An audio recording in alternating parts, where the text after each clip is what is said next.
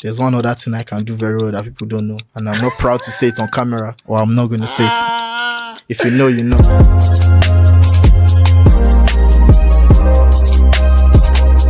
Hello, welcome to the E.M.L Pod.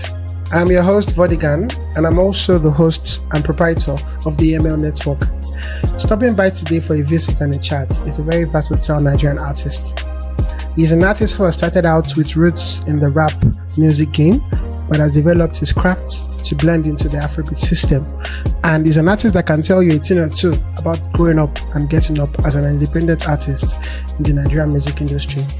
Please welcome Specikinging. Thank you so much, bro. Thank you for having me, man. Yeah, I think it's a long time coming. I've had this plan for a while, and it's good to finally have you in the house. Mm-hmm. And I feel like we are kindred spirits, given our given our background and where we come from. We are both Ibadan boys. I'm proud, and we've known each other for over a decade. And I feel like I've had a reality TV kind of style into your music growth in the industry, which has made me appreciate all your works in the industry. So, but when we started growing up, I think growing up in Ibadan made the dream of being a musician a pipe dream to a lot of people, given that we had the idea and knowledge that to make good music, you had to be in Lagos, which was the center of the music system. Mm-hmm. So that in itself could have been a barrier in keeping people from having dreams of going into music as an Ibadan person. So how were you able to nurture your desire for music, to promote music? How did you, understand that you had the talent, and how did you nurture that talent to go into a place where you knew that, okay, this is what I want to do for my career? Yeah, so growing up in Ibadan is one experience on its own. Meeting the people, the environment, everything. Because sometimes it's more like you're trying to grow and do something, and it's more like everybody's looking at you like, what's this guy trying to do? Like, it's not something that's popular. It's not something that everybody's trying to do. It's not a fair type of direction you're going in. Sorry. So everyone is looking at you like, okay, you want to do music. How many people have you seen in this area doing music and have made it, or in the spotlight or anything? It's more like an Ibadan thing, like, okay, everybody's doing music now. You too. Everybody in Lagos is doing music and they're doing it big. We only see it on TV. We only hear about it on radio and all of that. So what's the point? Why are you trying to get into this game? But then you just have to realize that you have the talent, you can do this, and you just have that determination. So that was basically how it started out for me, because I literally had that dream on my own. I discovered that, okay, at some point, I grew up in a very musical family. Almost everybody can play. If you can't play the instrument, you're either in the choir, you can sing, church things and all of that. So I was always around music. Everybody was playing music around me. Music was always around me. But my first love was football. And a lot of people that know me from way back know that I always used to play football, and I love football so much. I even went to football academy, like sports academy. I majored in football for some time. So I also played for Pepsi for some time. So, but then, so music just came to me at that point where I felt like I've been listening over and over and over to different artists, trying to recreate their sounds, trying to recreate their lyrics. You know, those times when you used to have those music books that they have like all the lyrics of all the artists, every artist that you can think about, from P Square to the band to Two Face, everybody, they had like this music book that they write out the lyrics. So you have to then it was serious work. You have to like learn the lyrics, cram it, and go and sing it in school. Like that. So it was bragging rights then. But at the long run, I just felt like these people are telling their stories through this music. Why am I learning somebody else's story and saying it? Why can't I say my own story? When I could do my own shit. Yeah, exactly. Yeah. When growing up, I had like a lot of experiences and a lot of stuff growing up that I feel like I can tell in my music, and I feel like I can share. Why don't I just write my own or sing my own music? So that's how I first got into writing and trying to like develop singing and all of that. But I started out as a rapper, so I always used to write rhymes, metaphors and all of that, bars and all of that, to just go and like tell my own side of or twist my own words and all of that experiences into rhythm and poetry. So it's more like IB was just like the budding ground for me to discover my talents and nurture it. So it's more like I tried to express it there, but there's very, very little to no exposure, or little to no platforms for you to like push out your music on a big scale. If you want to accept, you come to Lagos or you're in certain places. It's not now like in this era, you can be on TikTok live or you can be on certain platforms and try to, then you had to be where it was happening. So being in Ibadan was like more like a handicap situation, but I would say it was very important for me because it gave me that time to reflect and really say, do I really want to do this? Is this something I want to do? It gave me like a lot of rehearsal time. I went for a lot of shows, performed at a lot of clubs, events, free events, by the way, just performing for the love of the arts, just performing and perfecting my act over the years. So, and I thank God for now. So, at what point did music evolve from being a hobby where you want to write your own story to you saying that, oh, I can do this, I can make this a career, I can make this the thing I do that makes me who I am? At what point did that happen? Yeah, so from when I started writing my own songs and all of that, from early I started writing my own songs and doing all of that. Then I was always hiding my lyrics books away and all of that, even when we were still in high school. I was writing then, but I didn't have a recorded song or anything, so I didn't know how I sounded exactly on a mic or whatever. I wasn't going to shows. I was only writing and I was singing to myself, and it made me happy and it made me feel fulfilled. Then I think one person saw my music. I mistakenly took it among my books. I was writing all night and I was doing my assignments. So I mixed up the books and I brought it to school mistakenly. Somebody wanted to take my book from my bag and saw it, like, which other book be this one? Then took it. I think it was Agbo Emmanuel. Then he started reading it, like, I just saw him. Guy, they read my music. Like, you know, the time, guy, give my music. I just collected my music book and all of that. Then from there, guys, sing this one for me, sing this one for next thing. Started going back and forth on it. And I started reciting, which is something that I feel like at this point, it was more like a thing I loved. Like, I just loved doing it. But over the years, like, I kept doing it. I kept going for shows, but I was just doing it out of love and passion. Yeah.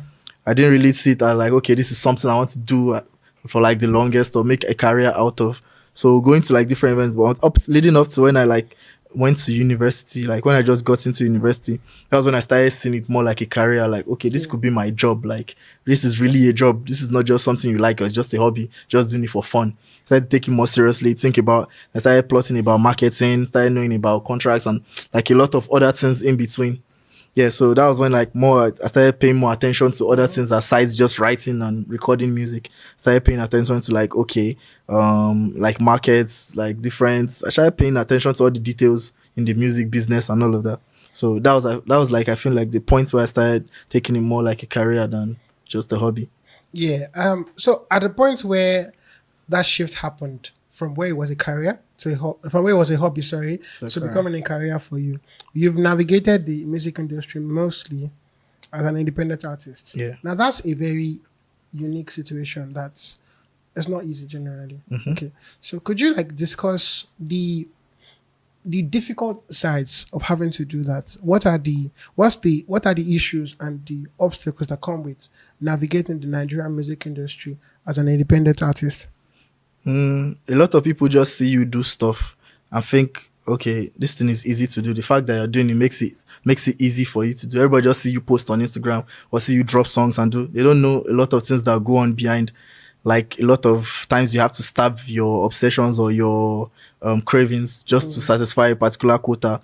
Probably you want to put out a song or you want to shoot certain contents. You know how much it's going to cost. You know, there are all that things that I probably would have, if I was into music, I use my money to invest in certain things or buy certain things that I see as luxury for myself to enjoy on my own. But then you invest the money in music, and this money, there's no guarantee that it's coming back. It's more like a long-term investment. You don't know. It's 50-50. Might come, might not come. Or always praying that it will come. So most people just sit and feel like, this guy, an artist, they try. But for you to be in that phase that people are seeing you like they try, you know how, now you yourself, you know how much has gone down. You know, sleepless nights, all the calls, all the DMs, all the the amount of no's you've gotten, the amount of, who be this one, the amount of, where do you think you're coming from, who do you think you're talking to, the amount of disregard you've gotten. Like, a lot of things go on behind the scenes that people don't really know. So, and then there's the funding aspect to you not having enough funds. Like, sometimes you have ideas, you have dreams, you have like stuff you want to do, but to execute those ideas in your mind takes a lot of funds. Probably you need to put a PR team together, you need to pay for some type of PR online and all of this stuff, but you can't afford it. So you try to make do with what you have, and people feel like you're not doing enough, and they disrespect you. And what's this one they do? Like, it's not even, you're not one of those people. So sometimes it always boils down to how people perceive you as an artist, Yeah. and the ideas that you have are not really ideas until you execute them. People don't know. Now your mind, the idea, they not be everybody mind. So they really don't know what's going on in your head. They feel like maybe you're not serious enough. That's why you're not up there. Some They people don't feel like maybe you're understand the not serious grind. enough. They don't understand what it takes to be up there. Like all these people that they are looking up to, how much don't go down before they touch that up where they Yes, see. yes. And a lot of calls, a lot of connects that have gone down, a lot of so, but then they just feel like you're just trying to make excuses and all of that. You're not working hard enough, which is not always the case. You can work the hardest and not have the Right. best results to show that okay, so what I've been doing. So just majorly, I feel like the most embroidering issues with upcoming artists or with independent artists is just the funding. They really don't have like that funding to just do what they want to do and push out the music the way they want to do it. So it's majorly a problem of funding. Yeah, I think what you said about people not knowing the things you have to go through just reminds me of one of my dad's favorite quotes, which is that he who wears the shoe knows where it pinches him. Yeah. Now only you way they wear the shoe. Now you know, say where they the pay me choke for you. my You toe understand? side. It might look good, but you don't know what's The pain. inside the shoe that is Yeah. pinning you there. And I think that's a testament of you understanding what you go through as an independent artist there. But as much as there's so many issues that lie with it, there's a reason why you are, I won't say okay or prefer, but there's a reason why you're still able to continue the navigation like that. So what do you think is an advantage of being an independent artist as compared to other alternatives? Yeah, so being an independent artist, I feel like one of the greatest advantages is you having control. Okay. Like you're having control over what you put out, like your outputs, and what people, the narrative people get to see about you. Of course, people can say whatever they like online or see whatever, but at the end of the day, it's you. Like, okay, you're the one, you're basically the board of trustees for yourself. You're the one who think about the idea. You're the one who know how to execute it. You're the one who fund it. So Yeah. a lot of things, not only you be one man mopo, Mopo, like one man yeah. battalion. That's why I said in my latest song, like one man battalion. Like you literally, you're the producer, you're the artist, you're the songwriter, you're the everything to yourself. You're the director, you're the skit maker, you're everything you have to be the guy that everybody thinks you are. Yeah.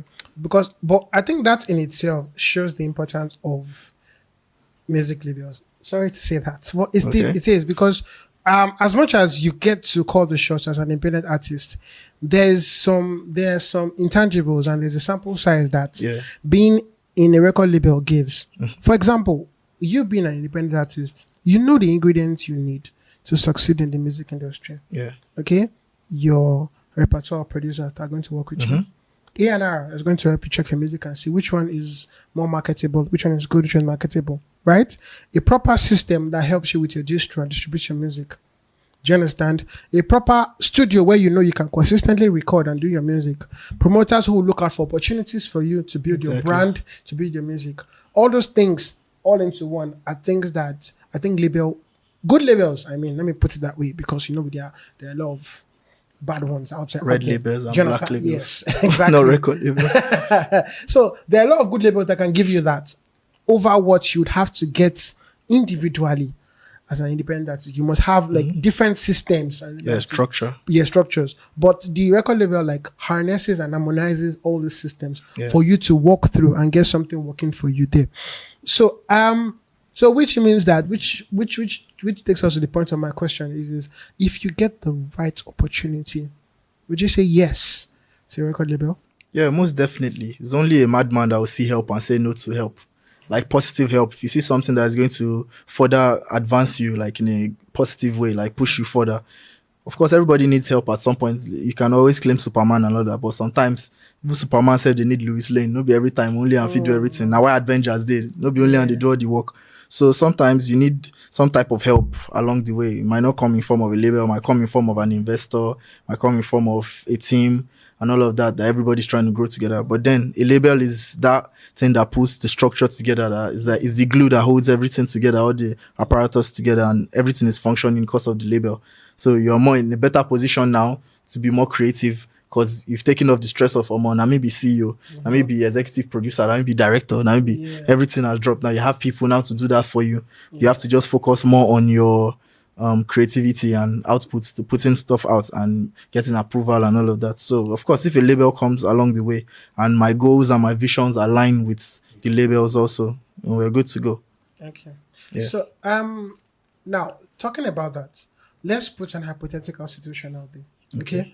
Where you have the perfect system. You have a label that meets your demands and meets your rights. And you have all the ingredients it is to succeed in the industry, Yeah. including your own good talent. Why do artists who still have that still end up messing things up?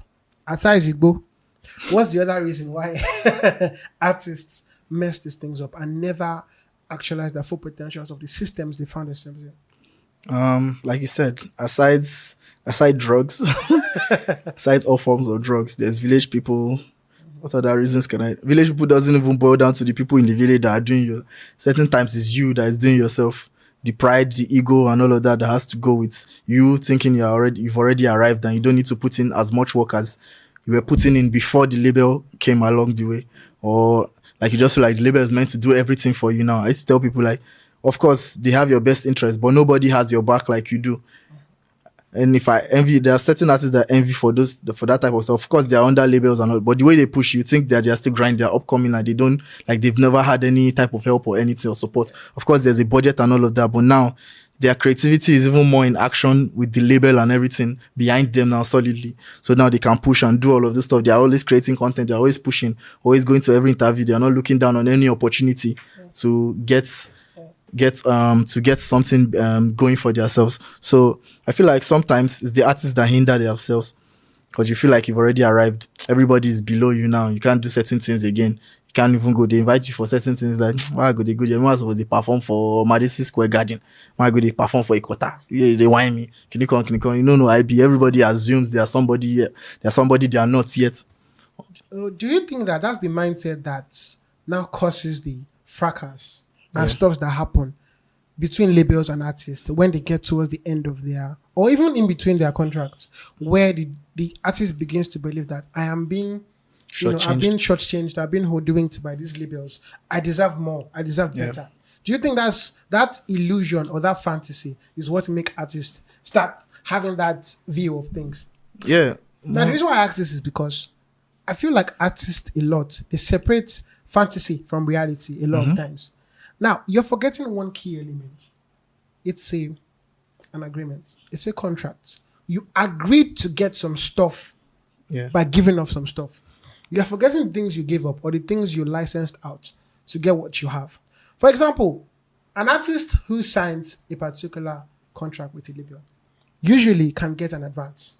Okay. Now, the advance is that, okay, you are a new artist, you're coming to the industry, you are the precipice of success, but you don't have anything yet. So to get you started and set you up, we are giving you an advance of 3 million, 5 million, 7 million, however big the label is and about how much they believe in your talents or your abilities.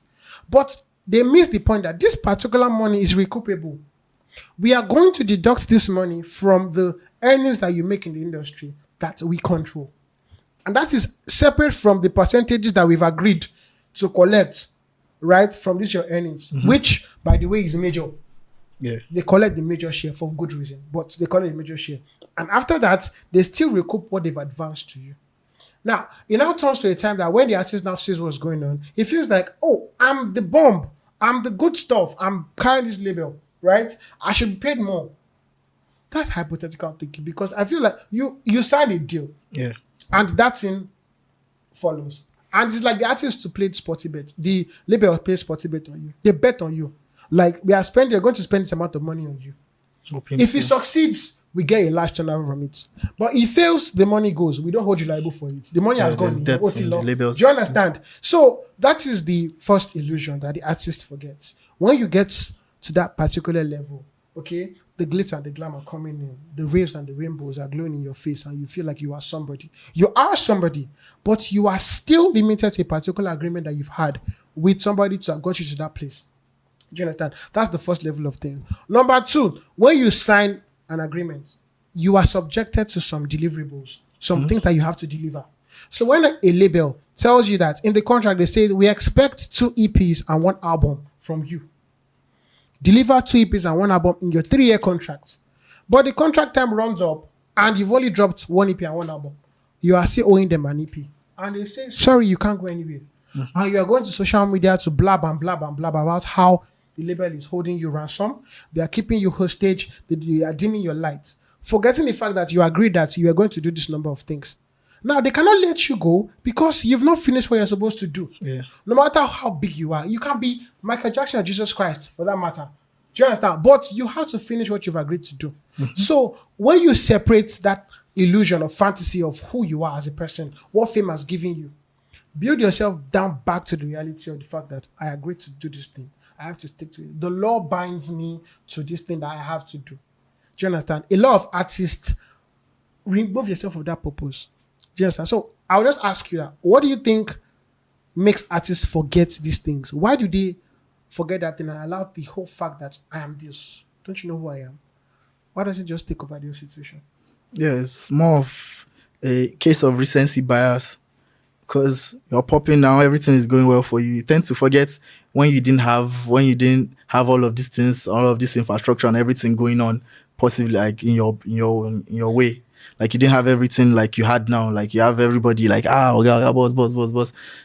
There was a time when you didn't have anybody, even nobody cared. Nobody will send you a DM asking how you did. We had this show, book flights. Nobody had all of these activities going on now. There was a time there was nothing going on. You were just in your room in one corner thinking, God, when it go happen? Now it's finally happening and you have forgotten when they happen.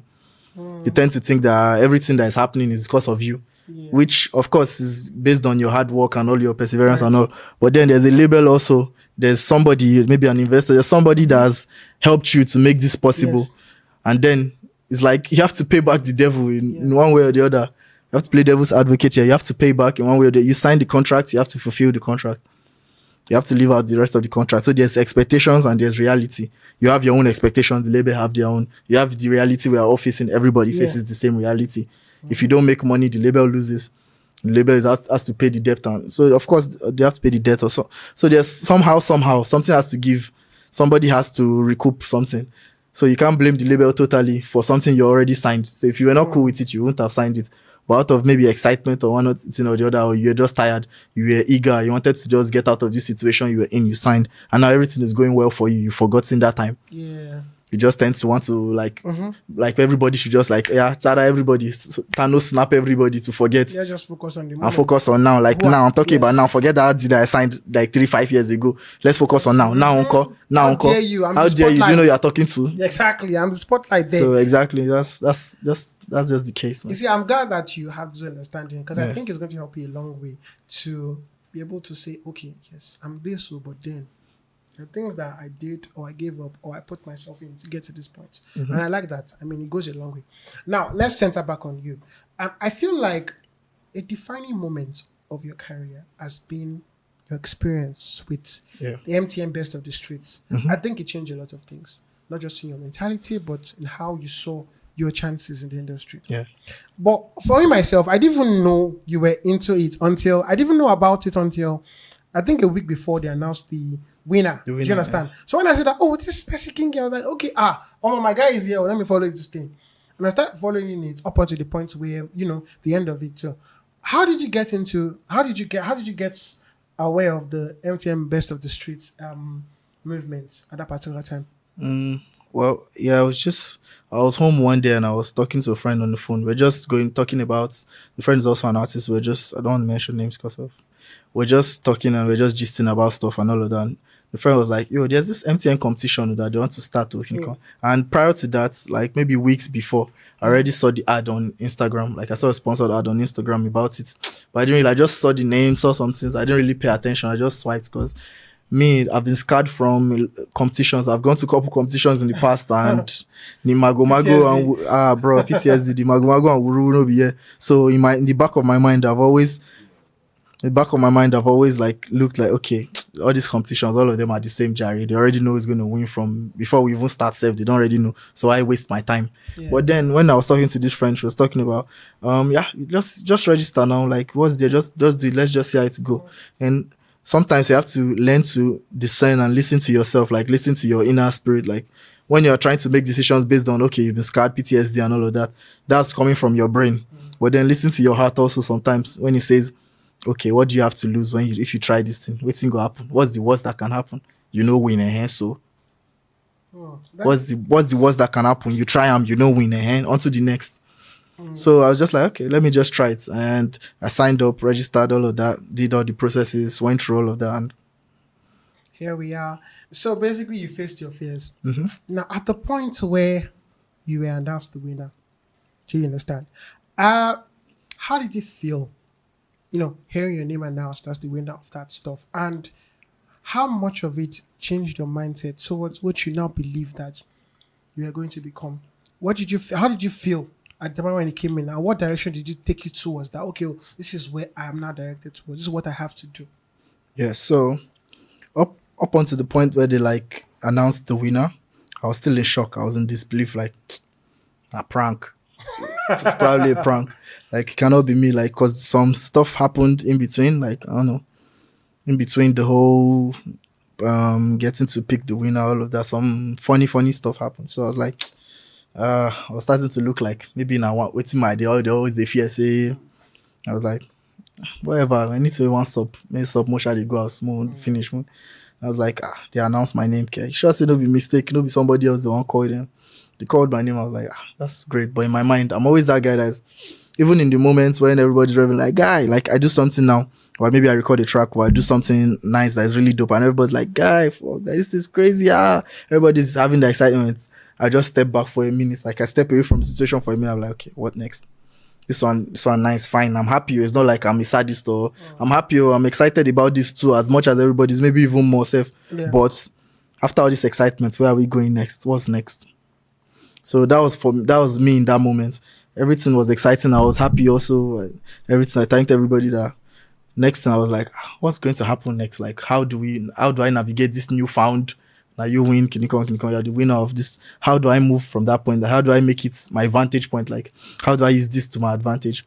So, and I find God has been helpful because I step into certain rooms and people like, this is the guy that won the MTN. Even if you don't like me or you don't want to listen to me or you don't care about me, the fact that I heard this is the guy that won before they even mentioned won what? The MTN investor, MTN function, MTN is a big brand. Like, of course, everybody tends to look at, okay, this is the guy that won it. Even if you don't like me or you don't like my appearance, you don't like my face, you don't like anything about me, you've never heard anything about me and you don't even care.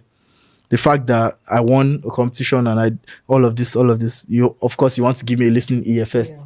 You want to even give me that benefit of doubt. So it's been like that. I've been able to navigate the industry, meet a couple people, been able to build on that and to be the best of my abilities and all of that. So just thank God for how far, because if I wanted to do all of this stuff ordinarily, like by myself before the competition, of course I've been trying to do a lot of stuff on my own all this while and independently, but then with the competition it's just giving me a little boost and that confidence that I need, like, okay, since anything is possible at this point, like I can shoot, I can go higher, I can attain better stuff and get more for myself. So it just gave me that go-getter mentality. Like it just boosted. If I had it like at 2 before, now it's at like 800, like, okay, now if you do whatever, I can go for whatever and attain it. Yeah. That anything is possible belief. Yeah. When you have it, it's immeasurable. There's a lot it can do for you. And there's a lot of things you can do to build up your mindset towards it. So now, you are a bona fide member of the Afrobeat movement. You're proud and bona fide one, right? But about that, I saw a post on X. I think it was Joey Akan who tweeted one day and said that the Afrobeat to the world movement has failed, right? And I tried to give a very unbiased standpoint towards what he was trying to say. And I drew up a couple of things from it to try to understand why he said what he said. But I'd like to ask you, do you agree? No, I don't. Why? Because I feel like for you to say the Afrobeats to the world movement has failed, like that means every other thing is not just about the music. It's about the culture, it's about the people, and all of that has failed also. Because the Afrobeat to the world thing, of course, is associated with the music. But it's more than the music. There are times in America or other parts of the world, it wasn't even cool to be African. You say you're from Africa or you're from some points. Some people till now in the West still feel like Africa is one country. And we all know ourselves and we're all friends and family. We live next to tigers and lions. And they believe that Zamunda and Wakanda countries. And we live on the tree somewhere. So some people still believe those things in 2025. So for you to say it has failed, because we were still trying to preach that, okay, we're here, we Africans, we have fashion, we have all of this stuff that you have, maybe even better stuff. Just our leaders just did anyhow, but then that's by the side. Like we're still trying to project all of that to the world. We're still pushing a whole lot more. Yeah. Even with people discovering Afrobeats, some people discovered our culture, discovered languages, discovered our food, discovered fashion, discovered a whole lot of things with the Afrobeat movement. It's not just about the music or the sounds coming from Africa or from Nigeria. It's a whole lot more. So you can't just say the movement has failed because the music is dwindling at some point, it's shaking. Because something cannot just at some point just pick up and start going up. And there's probability that it will just come down straight up the same way it went up to come down. So you all have those moments where we go like this and we just retract a little bit, we go again, like, oh man. Then we move further again, then we climb again, then probably take 2 steps back, then 10 forward. So we're just in that 2-step backward, 10-step forward moment. So you can't just keep having a steady incline like that. It doesn't always work out like that. But I think I understand his point or where it's coming from. Maybe certain factors within the music system, as the operating system of the Afrobeat movement is not really functioning the way it should be, which is something we're still working on. And with time, I feel like we can still actualize that. But then you can't say the whole movement has failed. I like your analogy about this. And I think one thing I wanted to say is the fact that, like I mentioned earlier, I try to keep or put an unbiased view towards his tweets and try to understand what he was trying to say. And this was what I drew from what he was trying to say. Now, he's saying that a lot of these things is more of we are loaning or leveraging our creativity, okay, for money.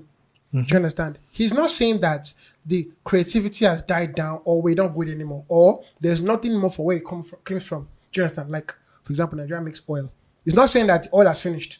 There's still oil. But he's saying that instead of us having to keep leveraging these things to get money and put ourselves in the hands and coffers of the big leagues outside the country, why is our structure still messed up? Why has Afrobeat not become an institutionalized structure? Why don't we have a structure that is institutionalized and controlled by us, where we push the narrative, where we pull all the tractions towards ourselves, where we dictate how our music goes, who makes which money, or what comes to us? Do you understand? So he's saying that right now, we are still leveraging our creativity to get money from the big dogs outside. We are not setting our system where we get to reward ourselves on the level of creativity we have. We call the shots on how money is made. We call the shots on who drops what, who does what, who dominates what, and we are in control of the narrative. Do you understand? That I think that we're trying to say that 10 years, 15 years after the whole system started, we are still in the place where we are leveraging our creativity to get something off the public, in the public media. We are not saying that, okay, now we control the narrative, not as if we don't need you anymore, but we can collaborate, but we are coming from a higher point of leverage towards the system. So I think that's what Joey Akan was trying to say with that his tweet. So, but it's easy to take that out of context because I don't think he really went in depth in explaining that part of it. But I think that's what I drew from the whole thing. And it's important to know that we're still there. We're still the top dogs. And Afrobeats to the world movement is here to stay because there's so much more coming from where that came from, where that started from. Definitely. And I think that's the whole standpoint to it. Now, let's move forward. You, one of your major friends, and how will I put it, many of major friends and major partners in the industry has been Paul Cleverly. Yeah. And your new music out here in Status, it features him on this track. And I say that because it's a thing of pride to me, and I'm always a biased fan when it comes to both of you, because we come from the same cloth. We both come from Ibadan, and we went to high school together. Shout out to Cefex High School, by the way. So we are Cefex alumni, and it's always good to see when people from that place are doing good things, like both of you doing. By the way, we have like a lot of good stuff coming out from that side too. So the music you dropped together, this new song Status. Now, I like the sound a lot, but I'd like you to explain or point out the message that that song is trying to pass across to the public. All right, so Status is more like an affirmation of course, we're not where we want to be yet, but we are far from where we're coming from. Like, of course, we know where we grew up, how the situation of everywhere where we grew up, where we started, before we started making music and doing all of this. We've always been friends and great collaborators. So seeing where we are at this moment, something of joy, of pride, and something that we can be really proud of. And it's the this point that we're at, even if this point that we're at, even if you're like looking at it like, I never really do this, I never do A, I never do B, I never do C. Some people are still praying to get to this point where you are right now, like you're complaining right now. There are certain people who are looking like, if I can just get to see this guy they see on Instagram, I just do it in this small, like maybe I'm from there. Like, so of course it's a thing of pride and all of that. You don't have to accomplish the whole world before you start being grateful. So the track is just majorly about being grateful and envisaging on where we see ourselves in like the nearest future, because we're still working and we're putting things together. So like very, very soon, all of this stuff that we're mentioning, all of the Bombardier jets and all of these conversations on private jets and on different type of convoys, mad cruise and all of that around the world. Yep. Like it's something that will happen definitely. This point that we are now, who would have thought like how many years ago, like I will be at this point now, being able to have these discussions and all of that. So that's only a pointer that is only going to get better from this point. So, and we're working, it's not like we're sitting down folding our hands. We're still working. A lot can happen in the space of seconds. So anything can happen at this point, and that's where we see ourselves, and that's where we're gunning for. Yes, I think I like that. I mean, what we saw as a dream is now a reality. Yeah. So who's to say that the dreams that we are talking about now won't be realities? Exactly. So expect it's coming. We've seen it here. You will see it in the manifestation. So when you see it, no louder. No man, no shout. So that's what it's supposed to be. Yes, no. Right? I like that. So and I'm sure there'll be much more stuff coming up from you. Yeah, definitely. From you and you, both of you, in the future. Of course. Now, I would say that as a music artist, even with your origins as a rapper, your music sound has evolved over the years. You've blended into and grown in the Afrobeat space, being an Afrobeat artist, and what you do, your output and stuff. Now, how would you say your sound aligns in the music industry? Are there some cats out there, some guys out there that you feel that your sound resonates with, or is on the same line or same system with them? Or you just feel like yours is a unique one that is, that brings a lot of mixtures of stuff together to form a very unique sound? Yeah. I feel like there's nobody out now like I want to associate my sound with. Like, okay, if you listen to me very well, you see that I have a sound, I have a taste of, I have this, I have that. I have, like, if you look at me very well, I sound small like this person. I sound like, I really don't sound like anybody out there now. Like, I sound unique to myself. If you listen to my talking voice and me singing, you probably not get confused at any point, like, okay, this is Specikinging. So the fact that it's not already registered in your mind now is probably more work on my end to do to make it more like a household sound. The moment it gets household, everybody we know that once they hear this guy is singing that. Like, I don't feel like I want to sound like anybody else or anybody should sound like me. Maybe when I'm up to that stage, people will be trying to mimic or try to sound like me. But for now, I feel like my sound is original to me because the sound is born out of my own experiences, out of my own life choices, and a lot of other varieties, a lot of variances that might have made me to sound like this or make me sing music or make music this way. So you can't there's nobody I want to put like, okay, maybe I sound like or sounds like me at this point. It's just the sound is pertinent to me, and that's just how it is. I get that a lot. Yeah. But on the other side, imitation is the best form of flattery. People say that a lot. Do you understand? And I think it goes down to one of the things that drive a lot of artists to try to sound like a number of top dogs or people who are out there making music. Do you understand? Because they feel like this person has tried this and is working for him, is getting traction and, good coverage. So if I blend my music to sound that way, I'll try and make it as original as possible. But I'm following this lead or this trend this person is doing it. I can get the same success. I can get the same acclaim that this person has gotten. Do you understand? So if we look at different trends, look at the Amapiano trend. A lot of people, once it became a thing that people were looking at around Africa and even outside Africa, a lot of people began to do it. Everybody did it.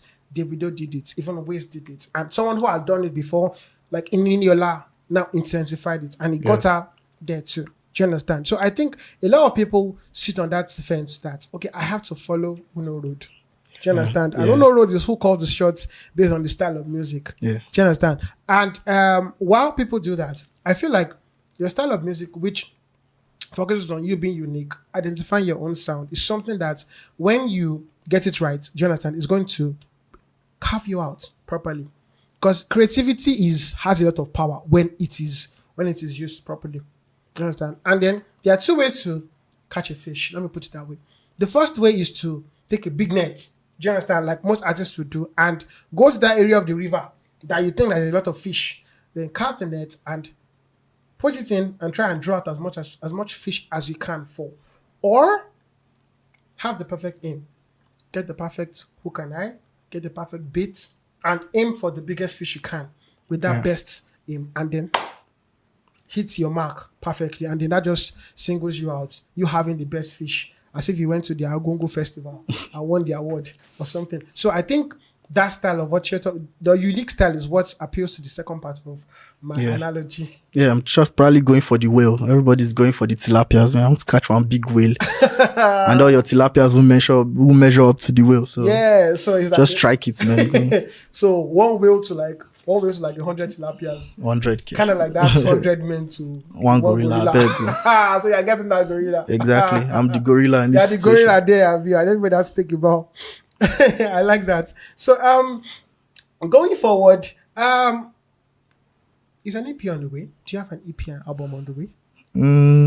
I'll be lying if I tell you I know a date, but then I'm always working and I'm always recording and putting stuff together. For the longest, I've had like, I can say maybe 2, 3, 4 EPs ready right now to put out, but you know how these things go. You have to have like the right structure.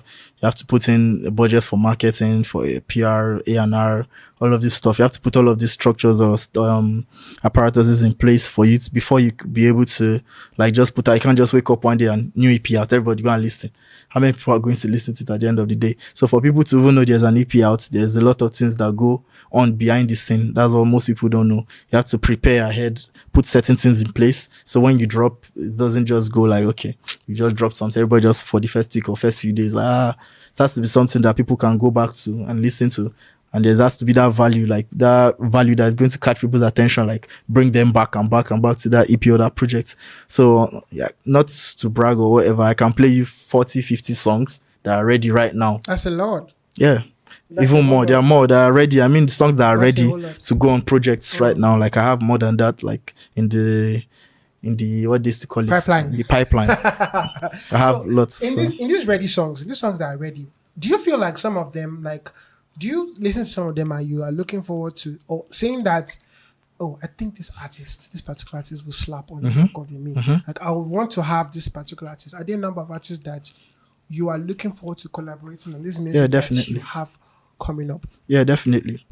Listening to some of the songs, there's this particular one I want Pato ranking on. There's one I feel like Simaya will kill. There's the one for Olamide. There's the one for, if I have the chance to, maybe Burna or Wheezy. And there's the one for David. Like I have songs for, there's one for Timaya. I have songs. There's the one that I feel like, okay, if I put maybe a Tiwa Savage on it or a Niniola or a Tenny, like there's songs like when you're writing it or when you're recording it, in the back of your mind, you're hearing somebody else. You're writing it in your own voice and in your own experience and stuff, but you're seeing somebody else that will bring another aspect or a perspective to it that even you won't think of, or you won't go to that route. Like you won't go that route creatively. So of course that's why collaboration is very important. Sometimes you just plan to go like this, then somebody else will go like this, Shakole, go and bring it from the other angle. Like, wow. So I didn't know it could. So that's why you have to have different spices to say variety is the spice of life. So of course I'm always looking forward to collab with different artists as long as the vibe is right and we click musically. So as an independent artist, distros are some of your best friends. Yeah. And they kind of have to be some of your best friends because they are very important middlemen in the music industry, especially for independent artists, like I said. So what's that one thing that you feel like distros can improve on, or that if they have it on lock, it's going to make it quite easy, or let me not say easy, nothing is ever easy in the industry. It's going to make it quite progressive for an artist in becoming relevant and getting musical success in this industry if they have that thing on lock. What's that thing? I feel like there should be a better symbiotic like relationship between distros and artists, like independent, not like knowing that, not like they're going to know that you're independent or something, but then with artists that have been over time very very personal about their careers and very intentional. putting out quality music and good music that has like values and stuff to play, like has a great role to play in society and stuff. Not just pushing out any type of music and giving campaigns and stuff.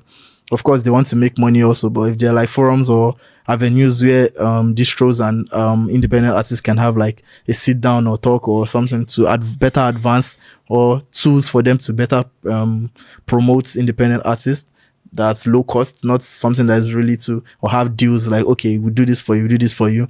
Of course, this is the expected numbers, or this is the expected outreach, or this amount of people is going to reach. Of course, you make money and we'll also have a percentage and make money from it. So I feel like there are more of those opportunities for artists. I like what Amuse is doing in particular. Amuse has this, you can upload your songs for free. There are other platforms that allow you to upload your song for free, but limited to certain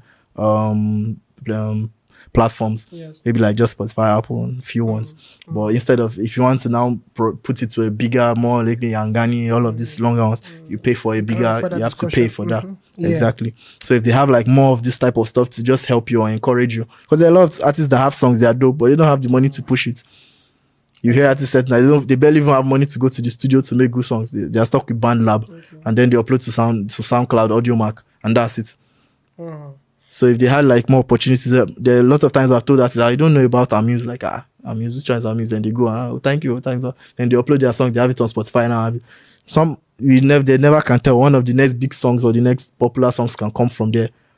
If giving the artist a medium to like have pride and say, okay, my songs are on these platforms. If giving them something to go off on, and if they make it, of course, they'll want to still work with that platform that give them that. So of course, there has to be these discussions. But I get it's always business for them. It's not always about looking out for the smaller guys. It's always about making money.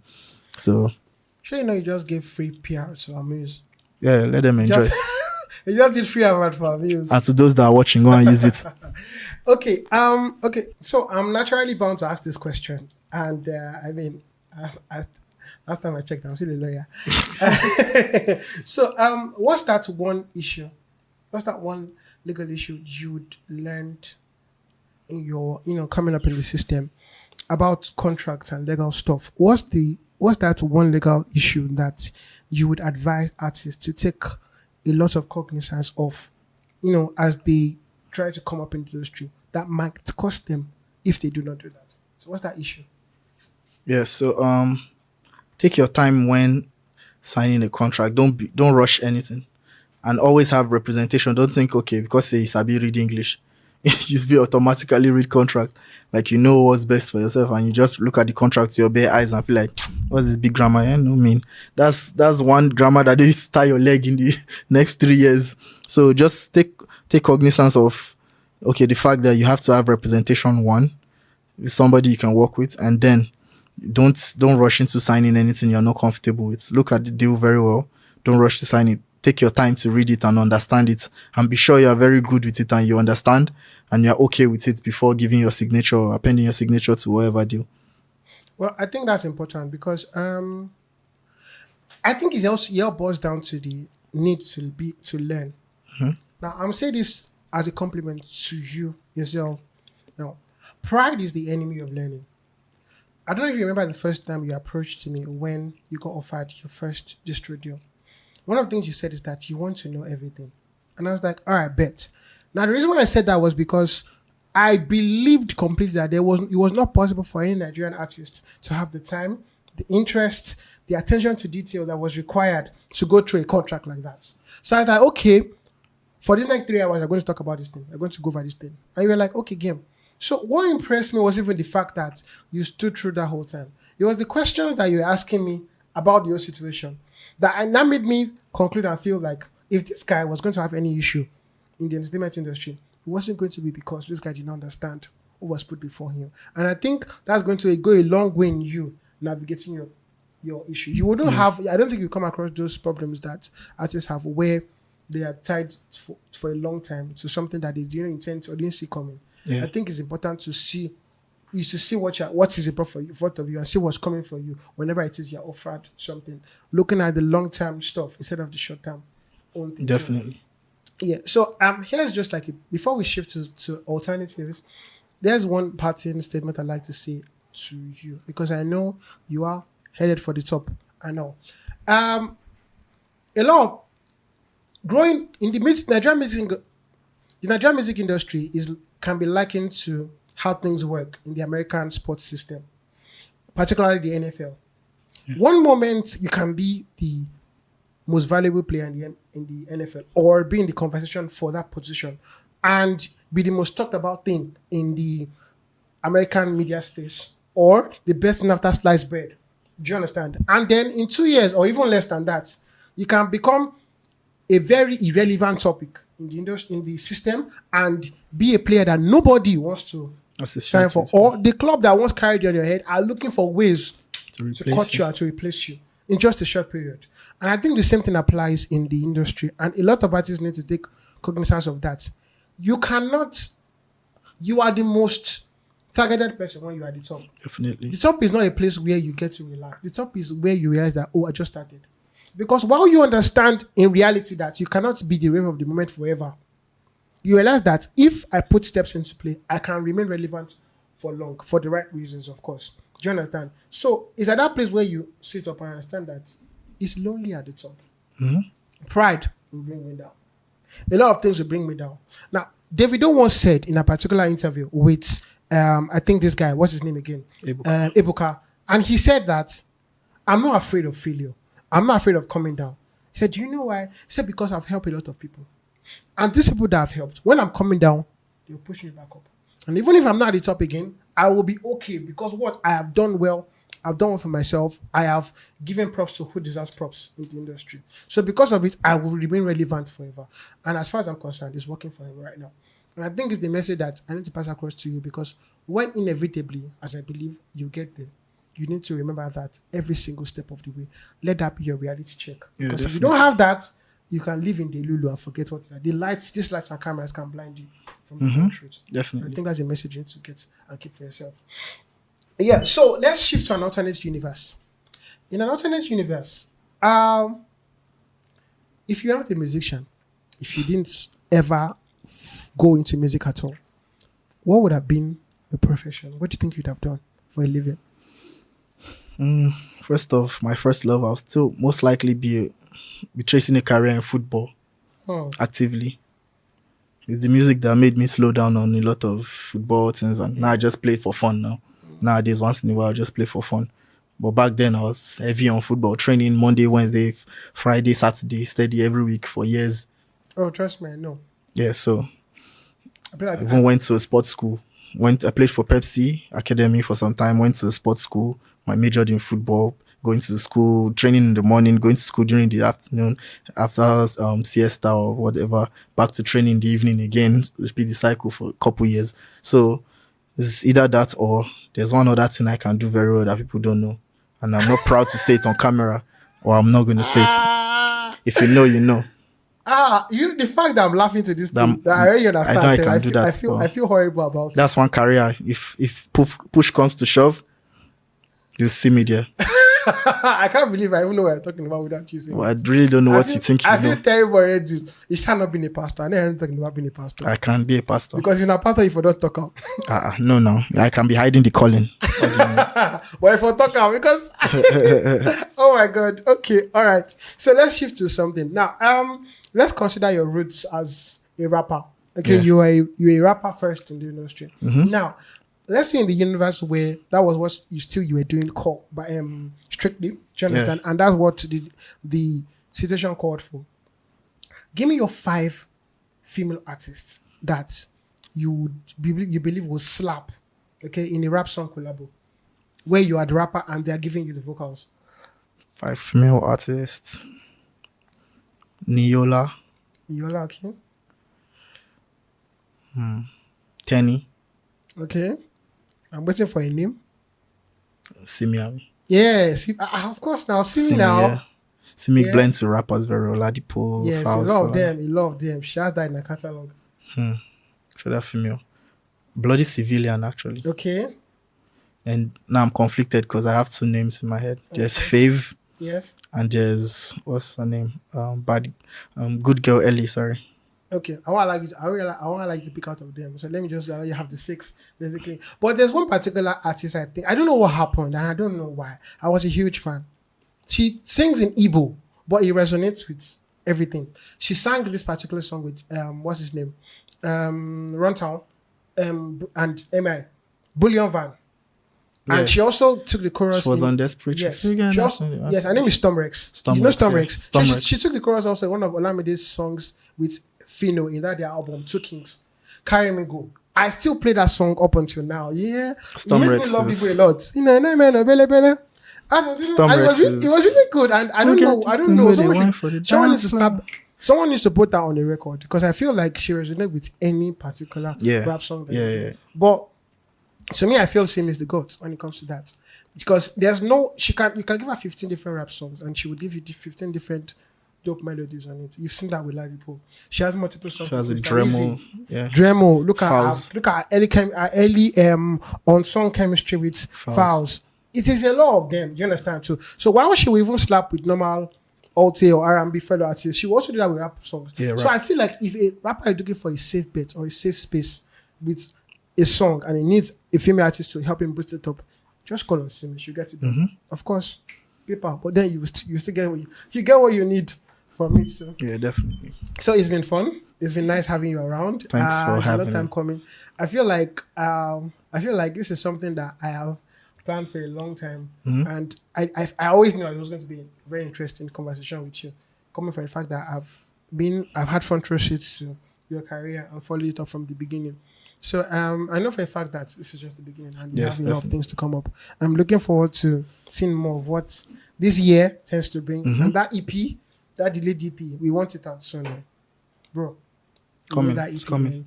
We need to hear the Anyhow, songs that come it's from coming. you too. Yeah. So thank you for being here today. Yeah, I know thank you for you have a having me. lot of things to do. You have stuff that is like they're taking up your time. So thank you for giving us the sacrifice of coming up Yeah, to the blessings, studio man. today. Appreciate you. So thank you for tuning in for this episode. Please like, share, and subscribe to the EML Pod on YouTube and follow us on social media platforms on Instagram, Twitter, and TikTok. So thank you for watching this. There's more for where this came from. Please stay tuned and enjoy more coming from the EML Pod. Thank you and have a lovely day.